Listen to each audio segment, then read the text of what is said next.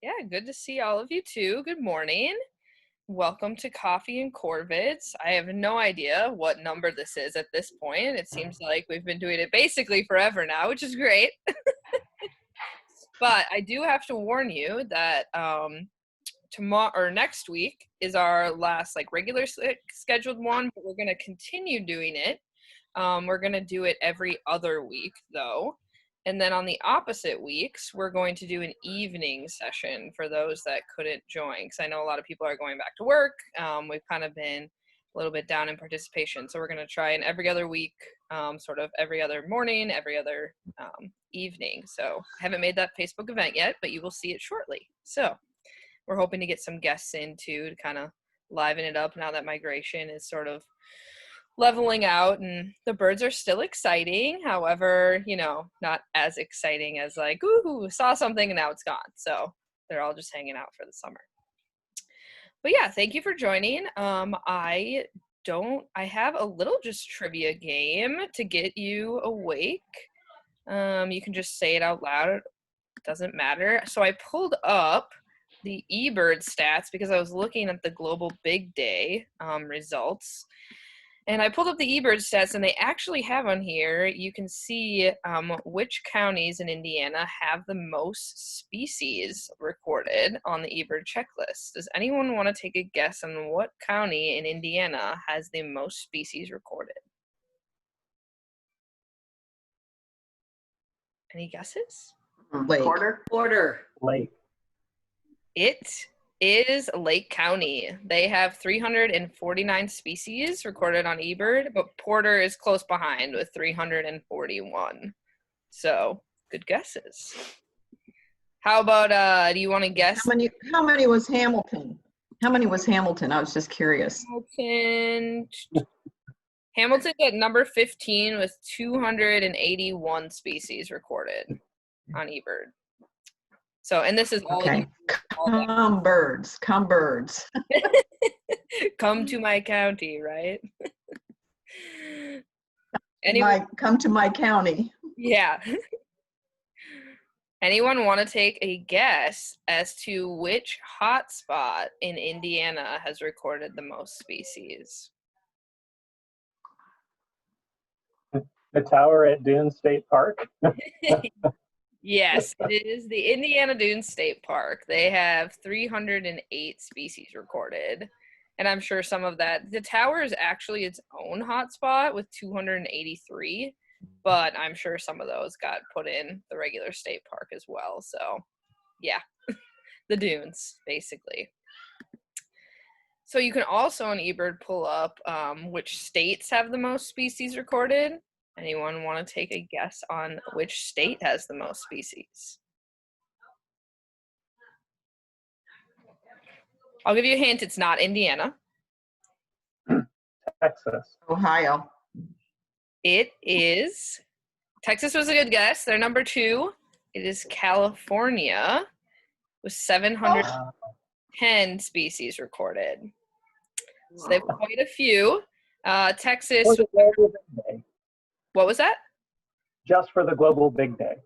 No, this is just all eBird data. Yeah, sorry, not Global Big Day. I was just messing around in Global Big Day. I should have specified.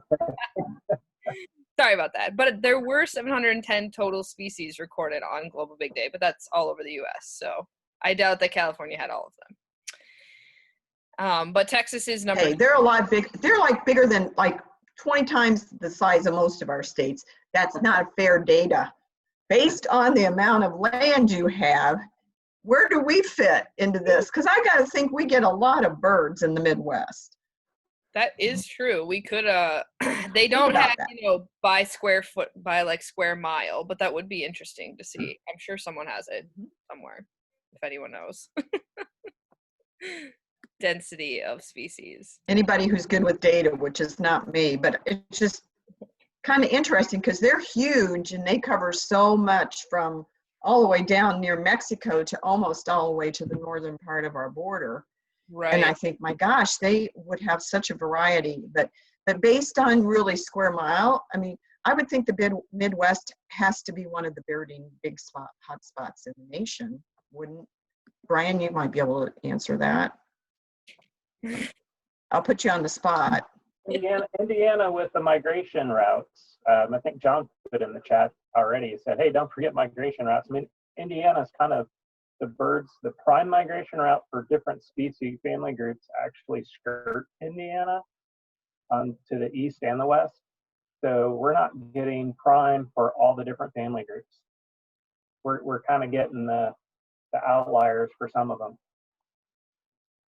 So Ohio gets a really good, and then you get further to Western Illinois, they have a really good flyway.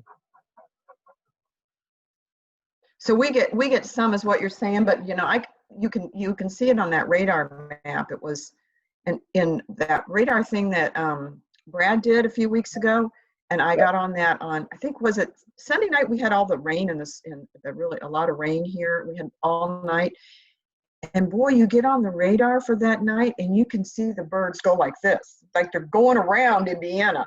And I thought, smart move. It was, but it was so obvious that they just went right past our state that day. I mean, compared to when you look at Friday night and you see all these birds that came across Indiana. I mean, what a difference. That radar thing is really neat. I just wanted to throw that in there just because we talk about all the birds that come through. Sometimes it depends on the weather. It absolutely totally depends on the weather. We did our Central Indiana Audubon for Amos Butler Audubon. We did our big day on Wednesday last week, and Thursday is when all the birds showed up. Wednesday night at 11 o'clock, I looked at the radar and I'm like, oh, well, maybe we should run it tomorrow. And that's when all the crazy warblers that everyone was looking for, they all showed up. The shorebirds galore showed up. It's been crazy since then with the movement for a few nights.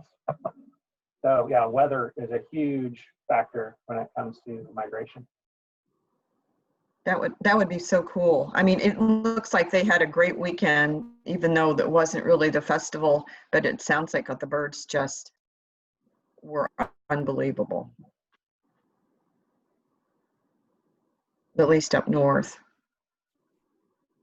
Throughout much of the state, people are still finding uncommons and rarities right now. Since, unfortunately, I've been stuck inside since my big day, and I haven't been able to chase any of those birds. So I'm here to live vicariously through all of you. Yeah, so I was up at the dunes for our little virtual Indiana Dunes Birding Festival, which was basically, 5-10 people. But it was exciting. Yeah, I had never been to the dunes, and it was apparently the perfect time, hit it just right. I wasn't, unfortunately, part of that huge longshore count at the bird observation tower. I came up Friday morning, and I was like, well, shoot, should have drove Thursday night, but you do what you can. And yeah, they saw, I think it was like some 900 orioles, like 3,000 warblers at the Lakeshore Tower. So yeah, if you aren't on Facebook, if you haven't liked the Indiana Dunes Birding Festival, definitely go and like there. There's a few posts on there that says like what they all saw, and it gives a link to the eBird checklist as well. And I know that people were seeing like tons of warblers. I think just that weekend, the state park alone recorded like 34 out of the 36 warbler species possible in Indiana. So it's just been nuts. Yeah, what have you guys been seeing, and anything exciting? Sorry, Brian, that you're stuck inside, but any exciting sightings, even if it isn't like, 900 orioles or crazy amounts of warblers? Well, I did get some look at my bird feeders, and this year I've been overrun with orioles, which has been really awesome. So really enjoying grape jelly and oranges up to the orioles, the catbirds, and for one day I got a summer tanager coming to it multiple times. So I was a little excited. I might have been running around the house yelling at everyone, "We have a summer tanager!" But at least I have the bird feeders to watch. Yeah, you're not totally, without birds. That's awesome.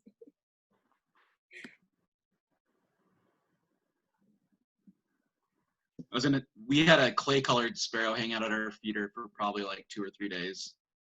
So that was probably our best bird. But it's kind of this strange thing. I feel like Chicago area, they're like, you expect them every year, but like not high density. And so we're right on the border in Lake County, like where I think like it's probably more expected, but it seems like the further east you get, they're harder to find maybe around here. So that was definitely our best bird of the feeder. We had a red-headed woodpecker, which we hadn't had at our feeder yet since we moved in. So that was good.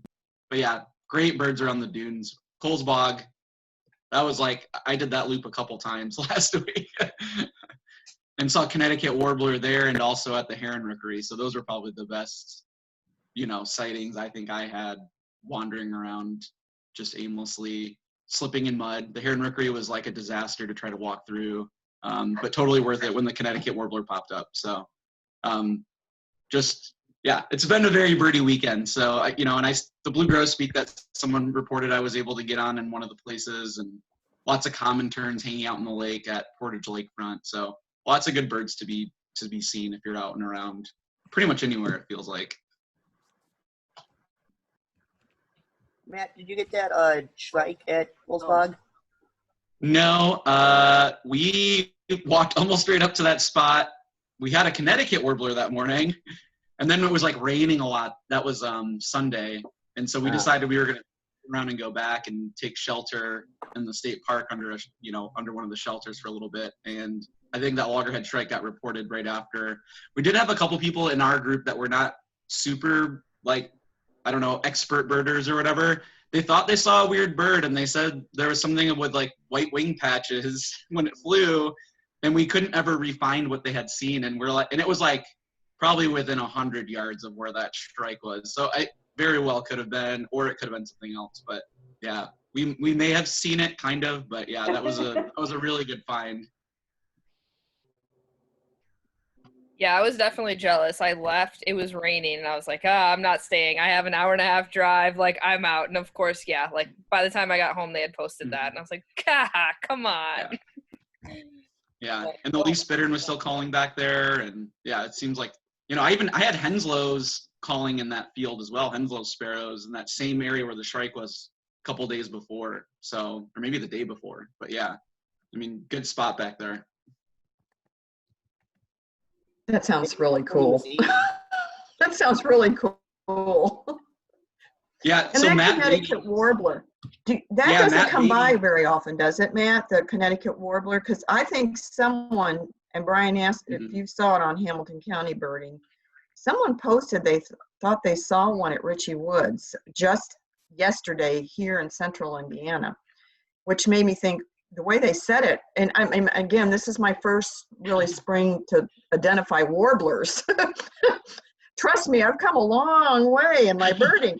And I'm thinking, oh my gosh, that sounds like it must be a really rare one, because we only get them in migration here, so they breed much further north. And on top of that, they're a very secretive warbler. So like Kentucky warbler, mourning warblers, like common yellowthroats aren't quite as like skulky, but in that kind of like little group of warblers, they're all very difficult to detect just because they're like often like hidden in brush on the ground.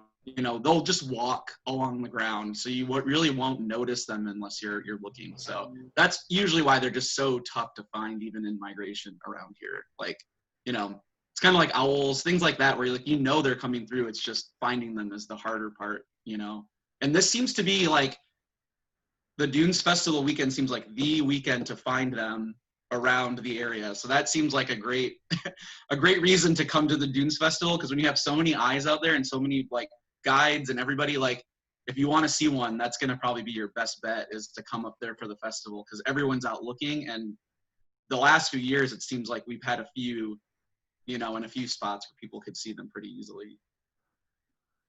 Well, some of us were planning on it and had our reservations in hotels booked since last fall, and that just kind of went out the door. So I'm going to rebook, I think, and get my spot for next year and hope for the best. So, 'cause Yeah. that was I know I was deleted so everything looking off- forward to that. I deleted everything off my calendar except for like returning the van from the Kirtland's Warbler trip. So that kind of reminded me yesterday. I was like, oh man, I was supposed to be coming back from that trip.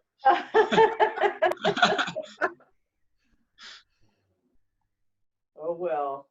Yeah. You should have come anyway.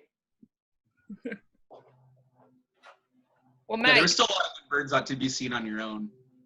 yes, it's true. I would have to second that warbler, or if you go out in bigger groups when it's safe, of course, it's so much nicer. Because I was in some woods and there was tons of warblers, and I'm also sort of newish to warblers, and I was just like, like I need more people to help me. It's overwhelming. So it's always nice to socially distance, okay, but get a few other people out there to help you look for them for sure.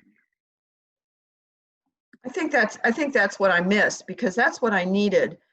I'm getting better, much better at identifying and catching motion and seeing, and surprised myself by the number I did see. But I need someone who's been birding a while and who can pick up on that and then just say here, because now I can actually find the bird usually. I mean, when I first started a few years ago, and of course I took a big break there, I was still working and I didn't have as much time, and I'd be like, by the time I got my binoculars up, the bird was like in the next county somewhere. But I've gotten so much better at that, and that just makes me so happy, because now I feel like I can actually get a chance. But I need someone to help me identify, because I still spend a lot of time looking on my phone for the features that I saw, and if they're not there long enough, then I can't. If someone tells me, then I can put it in my mind and know that warbler. Or any bird. There's still so many birds I haven't seen that are in Indiana, but now that would have been helpful for me. But I will look forward to that for next year. It'll give me a year to get ready for that. And next year when I get a chance to go, then I'll get to actually, I might really get to see some of those, like you said, Matt, like the Connecticut Warbler, and some that probably don't come through central Indiana, although they probably do, but maybe they go so fast that we miss them, and if we're not out, or they hide, like you said. And that's where I think I would have, you need somebody to help you too. But I still thought it was pretty darn exciting down here. I can't tell you how much fun I had this spring. So, I mean, it's not over. I'm headed out with a friend. Brian, you'll appreciate this. She wants to see the owl over at Central Park. I promised I'd take her over there, but the last couple times I've been there, he hasn't been there. He's either been out and about or he's gone or whatever. So, but I at least told her I would take her out there and show her. So it's just been a fun spring, in spite of everything. In spite of the cold. And cold, yes. Yeah. Time for some sunshine now. Yes, it definitely has been an exciting spring. And I think too, I know it's kind of stinks to be stuck at home, but it's definitely made people more aware, and like I'm pretty sure more people are birding than they ever have, because they're stuck inside and that's what they have to do. So that's always good to get more birders on board and all of that. So what about anyone else? What have you been seeing? What are some exciting things that you've seen? We talked about the huge push this past weekend. So I know in the chat, some people said a bunch of scarlet tanagers, which is awesome.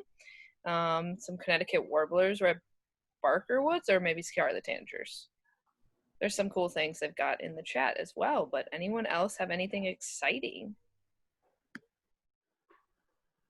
I had a scarlet tanager in my yard, which is a first. I have that little woods next to me, and a male, and then you look closely and you see the female. So that was exciting. And then my son, he just put up a bird feeder. He lives up in Glenview, Illinois. And so he's getting into it. They got a camera and they sent me a picture and they're like, what is this? Oh, that's the scarlet tanager. So, and then they identified a song sparrow. So it's kind of exciting that they're getting into it. They have children too, so I'm hoping that, you know, they'll get into it as well. That's the way to do it. Start young. Yeah. I got a lifer ovenbird this week. I was very excited about that. Congrats. Like thrushes, and then he like tipped his head, and I could see his orange stripe, and I was like, "Oh, that's my ovenbird." Well, I kept trying to turn the thrushes into ovenbirds, and then there was one, you know. Hey, I saw one too. That was my first. At the side of the Heron Rookery. Everything's at this rookery at the Cowles Bog, so dang it. You have to come back, Sam. Yeah, apparently. It's been pretty good. I was pretty excited while I was up there. I've never seen a prothonotary warbler, so to watch him go in and out of the box was pretty cool. So that was my excitement for the past weekend, amongst, you know, all the other things, but that was the top.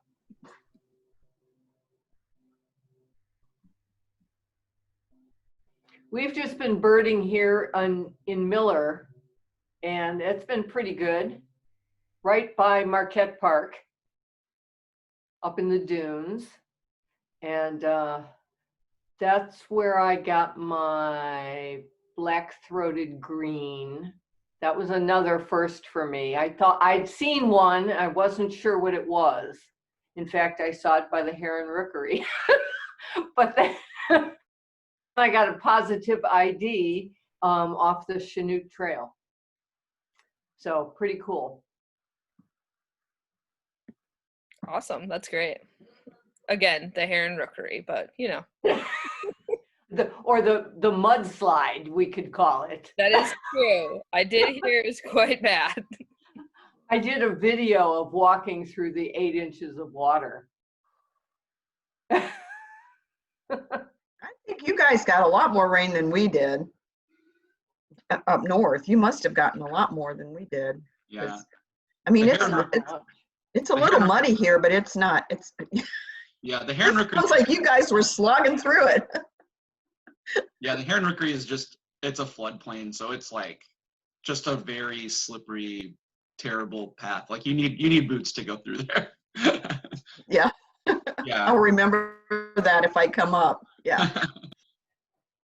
Well, I thought it was that the creek had overrun its banks, but it was actually just the sides coming in. Yeah, there was like little water things, just little trails coming out of the woods there. Yeah, I know. I went in from the east side, which I don't normally do, but that's where I heard it was flooded, and I like to see floods. So, so I was walking, and I could see that the mud just went back, and then I got to one place where, you know, this does not look good, and I had to go all the way around. So on the way back, I decided that I would walk out to the field and just walk along the edge. And that's where I flushed so many birds. Mm-hmm. But that was a slog going through there. Yeah. But that's where I got my ovenbird. So. And no mud on the seat of my pants. Yeah.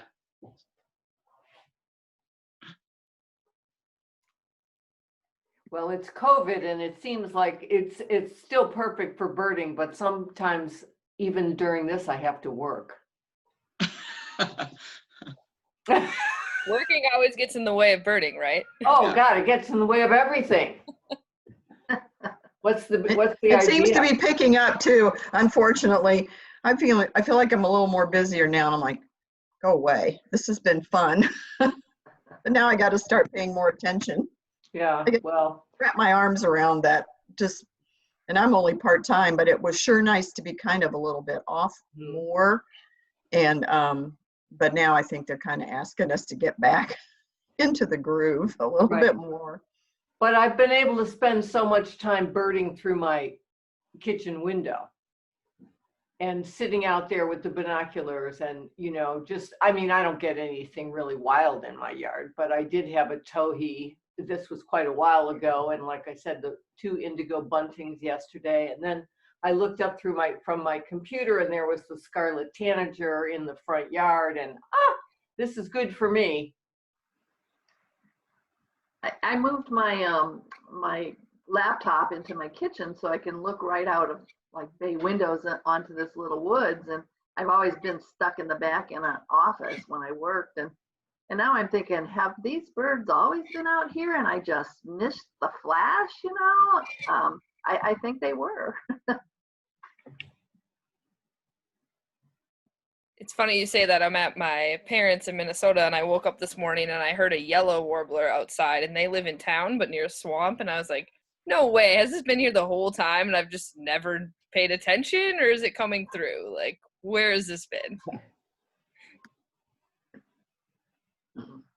I think it's always been there. We just haven't really, lots of times I think we don't pay attention, or we get, we just get busy in our lives and then we don't look out the window. And I mean, I have to agree with you, Pam. It was like my feeders that I've put up this year. I mean, I never had Baltimore Orioles. I had Baltimore Orioles this year.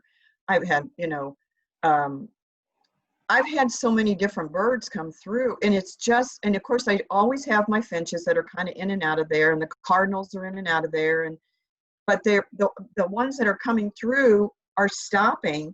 And so every time I walk through from here, this room, into the kitchen, I look out and there's always some activity going on. I mean, I can't even keep the bird feeders filled. And I finally had to take the suets down because everybody but the woodpeckers were coming to them, and they were eating me out of house and home. And it was like, I was just, you're right. I mean, I think you could see someone posted on the chat, they saw 20, and I believe that because I think I can sit there for 5 or 10 minutes and see that many come in and out when it's really busy. And I think, gosh, this is awesome. I mean, it really is. And you're just sitting there and you're in your own place. And Yeah, it is nice. I feel lucky to have this little woods here. I had a downy at the hummingbird feeder yesterday, just drinking away. I'm waiting for my hummingbird. They usually come right about now. And I just put some fresh out this morning. I'm like, come on, come on, come on. I've been waiting for you. But I need to be sitting out. Usually I'm sitting out on my patio and I'll hear them first. And it's like when I'm real quiet sitting on my patio just reading, and then they'll just come up at you know, just in early morning or in the evening. And all of a sudden I'll be like, oh, there you are. So I think, you know, as the weather gets better, some of that'll just, the flurry will stop, but it'll still, the regulars will come. But I would love to see a scarlet tanager at mine, but I've seen them not, I mean, I'm not too far from where this is, which is Central Park. I live close to this. So I've seen them there on occasion, but not this year. I've seen none this year. I would love to see them this year. They're so beautiful. They're such a beautiful bird. I have a question. May I ask? Matt, that wasn't you that posted. What was it? The other Matt? What was that blue sparrow? That might have been Matt Beatty, the blue grosbeak. Yeah, there was a blue grosbeak. Oh, I know it was a sparrow. It was a kind of sparrow, I thought it said, but I'd never seen a sparrow with blue, so maybe I'm confused. Yeah, I mean they're similar. You're right. But yeah, it was a blue, probably the blue grosbeak. Okay. No, there was a little sparrow, and it has, I think it's technically a gray stripe right down the middle of its head, like an ovenbird, but gray.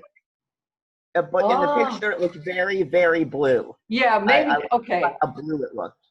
Mm-hmm. Yeah, I thought I saw a little blue in the wing too, but maybe that was just the shot. And do you remember, Finn, what kind of sparrow that was? I don't. It was one of the rarer ones, like a Nelson. Yeah. I knew that. Matt K. He had Nelson sparrows. They had like an orange face. At Grant Street Marsh, there were 2 there. Well, those sparrows are. That's more than enough for me. And they're so beautiful. I mean, the more I've gotten to look at them through the kitchen window, the more beautiful they have become, even though they're just sparrows. Hi, Brad. Sounds like we need to bring back the Sparrow ID workshop that we have. I should have done sparrows today, darn it. Sorry. Maybe next week. Also, Matt, I don't know if you are seeing the chat, but you have many votes to do the social distancing Kirtland's Warbler tour. So I think we have just kind of voluntold. Kidding. But, Brad posed the question of, now that 2/3 of May is done, what is everyone waiting to see, or what does everyone hope to see toward the end of migration? And someone brought up Kirtland, so that's where we threw you. There was one spotted in Illinois, so they're around. I mean, they're probably still migrating through. You just gotta listen for the sound. I think Brad found one. Did you find one in Milwaukee, or was that someone else that found that? We are evaluating some audio. It doesn't match anything.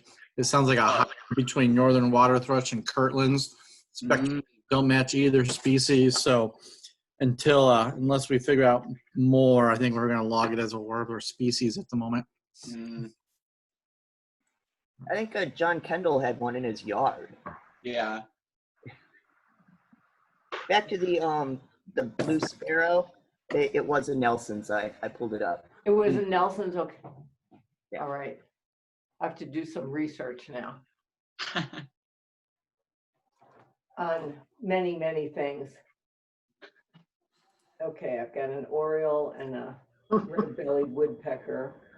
Oh, and a grosbeak, red-breasted grosbeak here at the feeder. Good morning. Get the coffee pot on. We'll be over.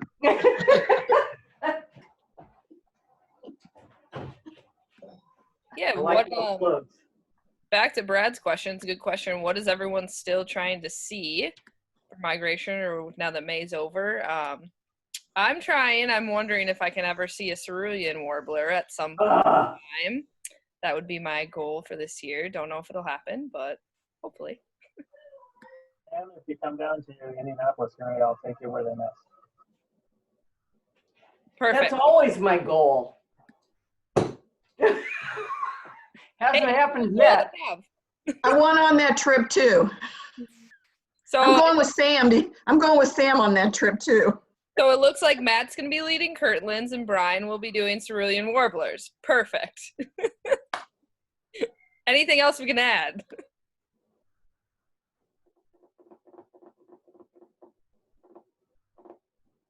Well, if anyone missed the lark bunting in LaGrange County, we could head for the Black Hills.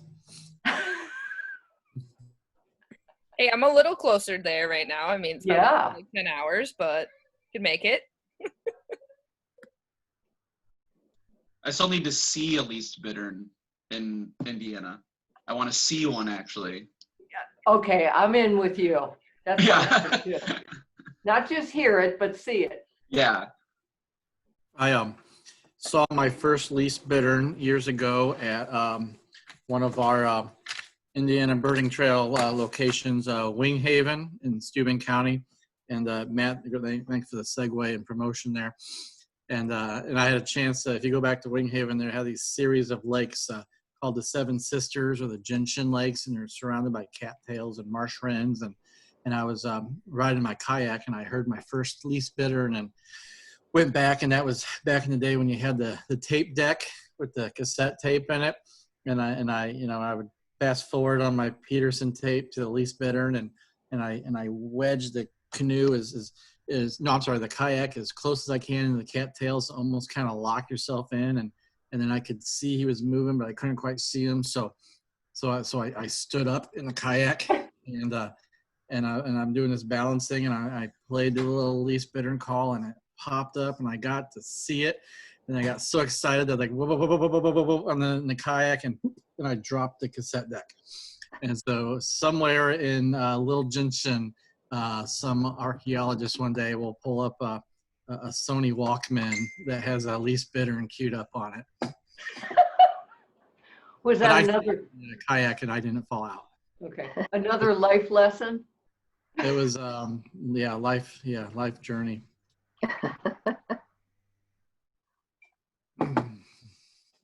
I feel like the Good thing I'm stakes are muted. higher now though, because like you use your phone, which has got to cost like 100 times more than a Walkman. $1,000, yeah. Yeah.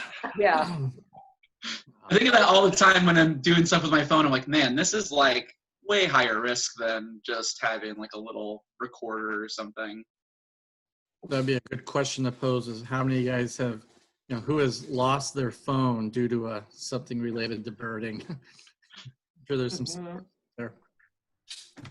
I haven't, but I think, wasn't it Jeff McCoy said he basically threw his into Lake Michigan earlier this year, I think, trying to take a photo of something? Yeah, yep, his went, yeah, he lost his. Yeah, so there is one mortality we know of. Can't you get like I think you can get cases that have like little whatever I can't think of the word right now. They're like little floaties or whatever for your phone. So if you drop it, it'll stay up at least. Maybe we should have put some like IAS sticker on it and sell those. Michigan City Harbor birding.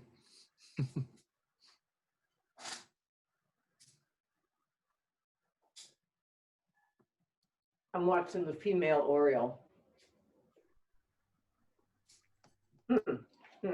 Well, then those iPhones now are supposed to be able to live in the water for a while. Yeah, if you could find them.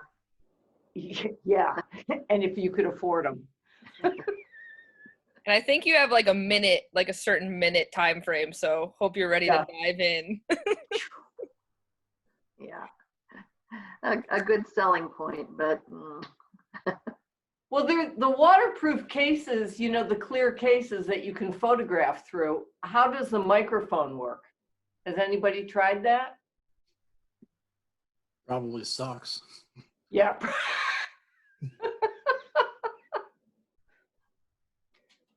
use an iPhone and I have a waterproof case on it.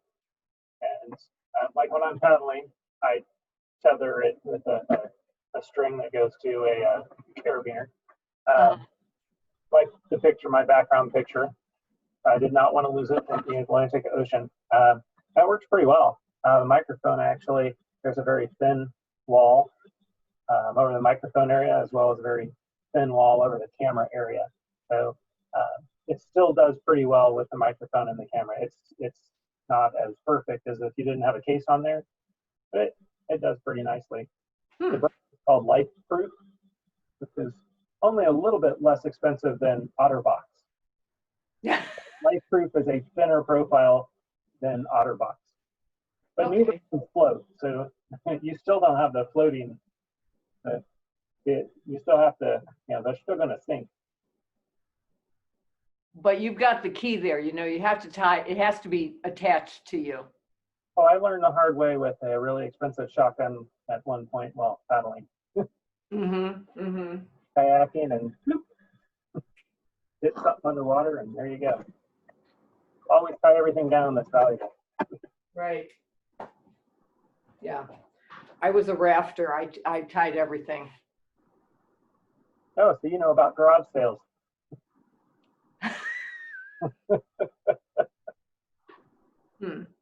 Paddling terms, anyone doesn't know, when you flip, and if you don't have those things tied down, it's called a garage sale, and everyone goes shopping if they're around helping them downriver.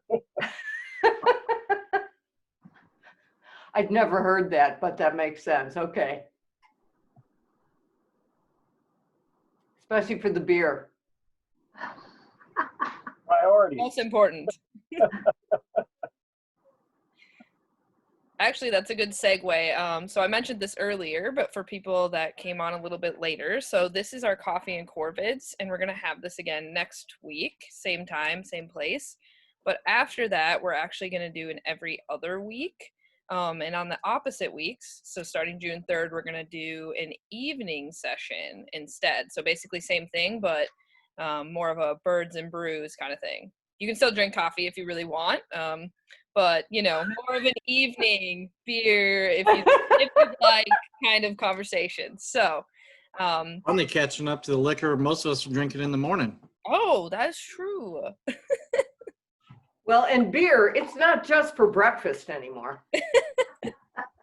I actually got a mug from one of the breweries I went to that says breakfast beer on it. So, you know, you can put whatever and just hide it in there. So yeah, so be looking for that. It'll be Coffee and COrVIDs, Birds and Brews, and we're going to try to get some guest speakers in. And then we also still have our Indiana Audubon live sessions, which I know some people have been having a few issues finding the live. So it's not actually on the event page. It's on the Indiana Audubon page. So if you just search for it in Facebook, it'll pop up as a regular post. So we'll maybe do a reminder about that. I know some people are having issues with that. And I would definitely do a reminder, because I know I saw that when Brad was doing his thing at the dunes, and there was somebody, I don't remember who it was, and maybe they're on this call, I don't know, and I tried to help them because it is confusing. You go to the event page, but you really have to go to the regular page where it says live video to get that link for the live ones. Whereas this is, you can go to the actual event because you've got the Zoom link. It's the same Zoom link every week. Or you get a reminder if you've put down that you want a reminder. But when you do this every other week, and we're going to do in the evening, can you kind of give me an idea of the time? Because I also got confused about the time on the Indiana Dunes thing on Saturday night. And I really wanted to, and I came on at, I thought 7, which was our time in Eastern time down central Indiana. And I know you guys are on somehow central. I get confused, and I don't even know what time of the year it changes and goes back, but we're not on the same time.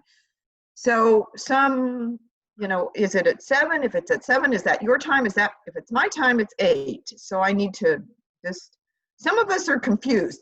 I'm confused. So, but I'm sure there's somebody else besides me that's confused. So, because I so wanted to, and I stayed on for a while, and I thought, well, I just must have got this wrong. Maybe I missed it entirely, and then I, you know, didn't get back on. And I have a feeling it might have been later. I had the same problem. I think the event page said it was going to be on the Indiana Audubon page or implied, and then I ended up having to ask Sam because it turned out it was on the Indiana Dunes Birding Fest page. Oh, that's happened a couple times. Like the Shrike Talk ended up in the Indiana Audubon forum instead of on the Indiana Audubon page. So maybe like a link to the page where the thing's actually going to be live streamed or something on the event would help, because then you know where to go. Yeah, and that's definitely something we're working on. I mean, obviously this is all kind of new, and the forum one was by accident for sure. I tried to share it to the Indiana Audubon page, but I think maybe for the event, for the Birds and Brews, I haven't picked an actual time, but I would assume it'd be around 7. And we'll try to, on the posts or the event, we try to put, like, if it's Eastern, the ET, or Central time, but I'll maybe try to put both on there just so you can see the difference.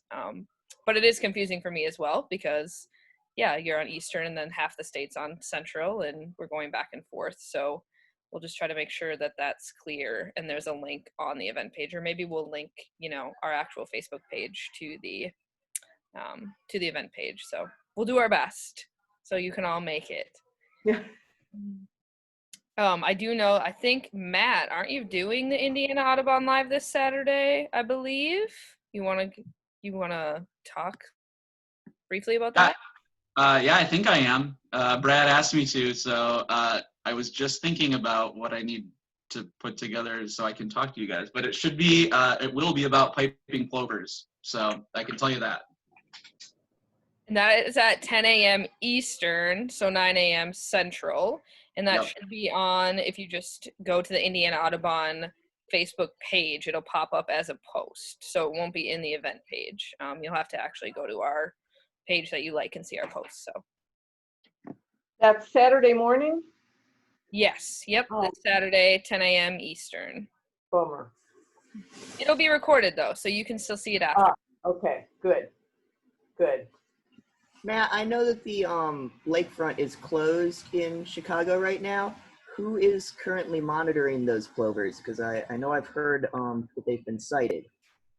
Yeah, the only people that have access right now is the Chicago Parks District, U.S. Fish and Wildlife, and the Illinois DNR. So they've been out there fairly frequently.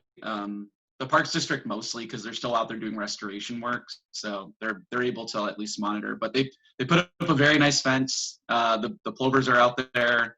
No sign of any, like they've scraped nests, but no nesting yet. So, but we can talk about it more Saturday morning. Nice plug. Good marketing.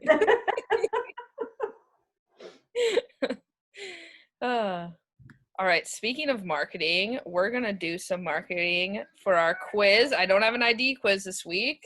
We're doing marketing of the birding trail, which Brad already showed this. So I've picked 10 sites for our little trivia that I'm going to describe now.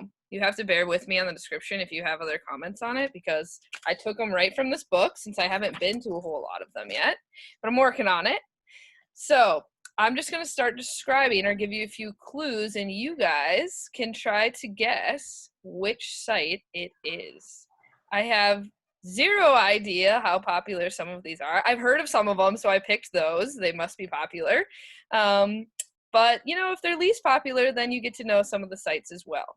And you can also find them on the Indiana Birding Trail website. I think it's indianabirdingtrail.com, or is it .org? .com, I believe. So that's linked on our Indiana Audubon website as well. All right. So I don't know if you guys want to type. Are we doing this by audio or by chat? What do you want to do? Do you want to just do audio, or would you like to do chat? Up to you guys. Any takers? Audio. Just do audio. All right, let's do audio. You can just take your guesses. All right. So the first one, you can't guess early, John.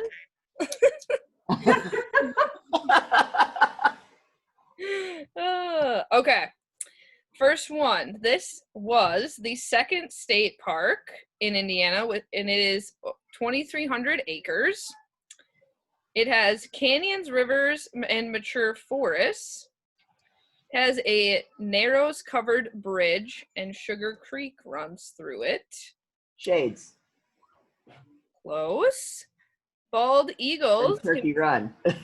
It is Turkey Run. Bald eagles can be seen going up the river, and turkey vultures roost. I think it was near the Nature Center, I believe. So, yeah, very popular state park. Good job. All right, so that's Turkey Run State Park. Next one I have is this one is breeding orchard orioles have been seen there. Cerulean warblers, prothonotary warblers, and yellow-throated warblers are of the highlights. It is an urban area, and it's about 1,700 acres. It butts up to the Fall Creek Trail, the Walnut Plantation, and the Showen Creek Trail. That's where I'm going to take you to find the cerulean. What was that, Brian? Where I'll take you to find the cerulean. Ooh, oh. Anyone have any guesses? If you know where that is. What other things can I pull from it? Yeah, Brian. It's Fort Bend. Fort Bend Park. What'd you guess? Fort Bend State Park. Fort Harrison State Park. Yes. It has two names. That's just going to confuse me. Sorry, I grew up when it was actually a military fort. I grew up there. So. Gotcha. Yes, it is Fort Harrison State Park, and that's right outside of Indianapolis, correct? Right inside Indianapolis. Awesome. Very cool. So that is on the birding trail. All right, next up, I've got this one. Smith's Longspur is often spotted here in April. A few of you IRC already know. It is a restored grasslands, wet prairie, and wetlands on 7,000 plus acres. A lot of migrating and breeding hotspots for prairie birds. They also showcase short-eared owls. Kankakee Sands. Correct. So Badlands. Bison, yes. The bison was my last giveaway. Yeah. I wanted to see if you could get it before that. Yes, that is the Kankakee Sands, which I still need to make it up there. It's within my hour driving. All right, this one I've never heard of before, so if you have other comments on it, let me know. It is an Indiana, or an important bird area recognized by the National Audubon Society. It is near the Michigan border. It boasts, there's sometimes sandhills there, Henslow sparrows, and prairie warblers. And it was a reclaimed city sludge farm. Any guesses? Do I need more of a description on this? Let me find more of a description in my book. Brad's giving me the look that he doesn't know, so I definitely need to read. I think I got a guess. It's located, I can give you where it's located. It's located in Elkhart County. I gave it away. Well, any guesses? Let me see some other things. Henslow sparrows, lots of sedge reds. There's an overlook platform in the southern prairie, giving you good looks of the grasslands. No guesses? You need to have easier questions or everyone's going to give you the boot. Literally. Brad's good. You're good with the puns, Brad. It is the Boot Lake Nature Preserve in Elkhart. Ooh, okay. Literally, they are going to give me the boot. That was probably my hardest one. I tried to pick easier ones. All right, this guy, there is a crane observation tower here. Sandhill crane. It's over Pulaski? Jasper Pulaski. Yes. I was like, I don't know how many people. I hope people know. So they have 8,000 acres. Sometimes in the fall, there's up to 15,000 sandhill cranes. So that is something I will definitely be going to. And it was restored in the 1930s. And that is Pretty cool. It's pretty cool. Yeah. Yeah. That's awesome. Yeah, I was like, wow. See, I'm learning a lot of stuff reading this. So that is the Jasper Pulaski Fish and Wildlife Area. This one that I have might be a little trickier. It has a lot of honeycomb rocks, streams, and canyons. The Nature Conservancy actually owns it, and it is one of 2 dependable locations for summering Blackburnian warblers. Do you know where it is, or you're just excited? I'm just excited. I want to know. Any It's a guesses? nature preserve that's adjacent to Shades. I forget what they call it. Yes, correct. It is the Pine Pine Hills Hill. Nature Preserve. They have a spot there called Honeycomb Rock. And yeah, it says it's one of 2 dependable locations for summer Blackburnians. So it's right next to Shades State Park. Where's that? It's down by Turkey Run in that area. It's better than Turkey Run. Nobody goes there, so you have the canyons all to yourself. I agree. I've been to Shades, actually. It is awesome. And it's always, minus, like the busy coronavirus days, it is not very packed. It's very pretty. Definitely worth the trip. All right, next one. This one is known for waterfowl on the lake. Okay, narrows it down a little. They have seen some blue-winged warblers, chestnut warblers, ceruleans, and hoodeds. They have osprey and bald eagle nests here. And there is a nature center, a West Boat Launch. What'd you say? Pokagon. No, Potato Creek. They both start with P. It is Potato Creek, yes. Potato Creek State Park. That's very good. Okay, let me pick another one. This one has recorded 258 species, and it is the 10th biggest hotspot. Celery bog. Whoa! How did you get that? 258 species. Because I know that. I know that number. Hey, I couldn't even get it. You win. I just know that number. Because we have a brochure in the Nature Center that lists all the species that have ever been seen there. And it's actually a little bit behind. I think it currently might say 252 or something. I'm not sure. So it's a little bit behind. They haven't updated it. But anyway, I just knew that number. Nice. Well, good call. Yes, it is Celery Bog, which is in West Lafayette. And yeah, there's the Lilly Nature Center there as well. And it's the 10th. That's my place. That's where I volunteer at, and that's where I bird at. So yeah, I had an advantage in that question. Yes. You're ready. Yes. Hey, that's all right. Give me a local one I can catch. These are all good ones. I'm putting them on my list of places to go. where can we get that? I know you've gave us the website. Can we actually get that booklet somewhere? Come on, marketers. Yes, I have some. I'm pretty sure I'm allowed to send them out, Brad. No. Actually, go to the Indiana Audubon website, go to the shop, and that'll take you to the online store. And you actually order the birding trail guide, and it'll be shipped to you. And I think it's $5, and it covers that and shipping. And, it's really nice, though. I highly suggest it. I've gotten some really great ideas, especially. Okay, good. I'll go ahead and do that then. Can we give them out as prizes? Oh, we could. yes, you can buy one and give out as many as you want. Oh, in other words, the printing is expensive. Yeah. I think it would make a cool prize for a week at some point. Definitely. All right, I have a few more. If you guys want a few more. Sam, you got to pick some Southern Indiana ones to stump us. Well, all right. Well, I'll go through the ones I wrote down, but if they're not Southern Indiana, then I'll actually look in my book and pick a Southern Indiana one. I basically just opened my book to random pages and picked them. So, all right, this one is, it's considered, as written by whoever wrote it, I'm not going to share that, is one of the greatest hotspots in the Midwest. It has Eating. somebody's cheating. Can you flip through fast enough?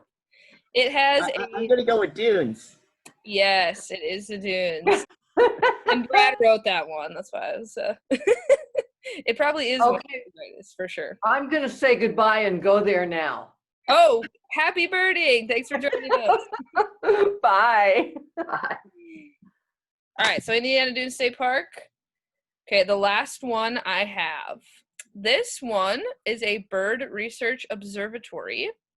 Is known for lots of hummingbird and saw-whet owl banding. Gray. Yes, it is Mary Gray. I saw a few of you get that. It is also the Indiana Audubon headquarters, even though none of us are currently located there. So those are the ones I have, and those are all from Indiana Dunes. Did I pick a Southern Indiana one, or do you want me to pick a different one? I think Mary Gray is technically south of Indy. Does that count? A little bit. So yeah, this birding trail book is really cool. It has the map on here, and it divides it by region. Can't really quite see what I'm showing you. And it has all the spots on there and the counties, and then it also lists them on the back. And then inside, it just has a little bit of, there's a page right up for each location, and then it has some information on where to park and when to go and things like that, which are really helpful. So this is the Indiana Birding Trail. Definitely. I can give you a Southern Indiana one if you want one. Perfect. Go. Okay. I want that one, so I want to rush on that one when I send my order in. Whoever's filling that order, send that quickly. Rush it. Rush it. How about the Southern Indiana birding location that was actually established way back in 1927, and this is an area that's known for its blocks of virgin timber that hosts broadwing hawks, barred owls, but there are deep ravines that come out of caves that provide homes for Louisiana water thrushes and treetop yellow-throated warblers. No guesses yet? Let me get the book. It does have a nature center and activity center. It's a great place to watch woodpeckers overlooking a man-made 26-acre lake. It is also cave spring fed from a very unique village.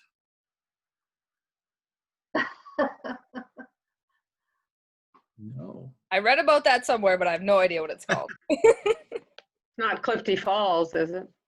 No, it's not Clifty Falls, but if you happen to take a trail that's behind a hotel, you'll see a monument to a great ornithological hero by the name of Mr. Wilson. I got you all. John's guess Is is that Lincoln's State Park? It's not McCormick's and it's not Lincoln. It is Spring Mill State Park. Oh, Spring I've Mill. been there. And Yeah. if you go Yeah. on I've the seen some of the trail- caves. Yeah. trail behind the Spring Mill Inn, you'll actually take you to a monument that was made by the original Yep. owner of the land that commemorates the work of one of his heroes, which was Alexander Wilson. And it's still there with a little wrought iron gate, and it's been cleaned up, and you can see it along the creek as you're hiking to the Donaldson Cave. I've been on that trail. I just don't remember the monument. It's been a long time.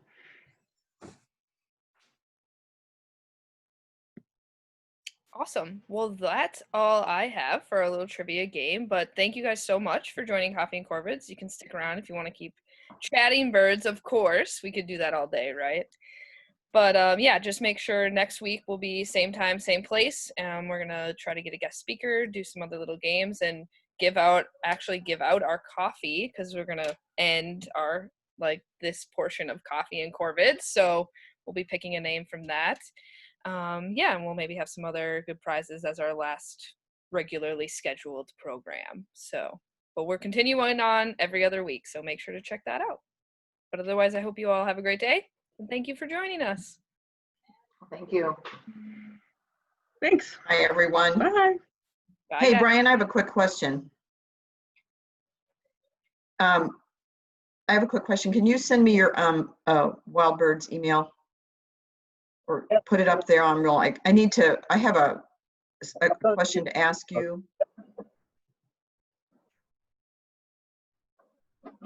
Or you can send it through Facebook if you want to. Thanks. Thanks, Sam. This was great. See you next week. Sounds great. Thanks, guys. Thank you. And Sam, yeah, if you want to schedule coming down to Indy at some point, the Ceruleans nest at Fort Harrison. Okay. And this one section that's generally pretty easy to catch up with them. And the babies are coming off the nest early to about mid-June. Okay. Awesome. Yeah, I am in Minnesota until May 31st, but I will definitely hit you up when I get back for sure, because I really want to see one. So. Yeah. Awesome. Awesome. Thanks, Brian. You're welcome. Thanks for doing this. This was fun. Yeah. No problem. Have a great week. You too. Bye. Thanks.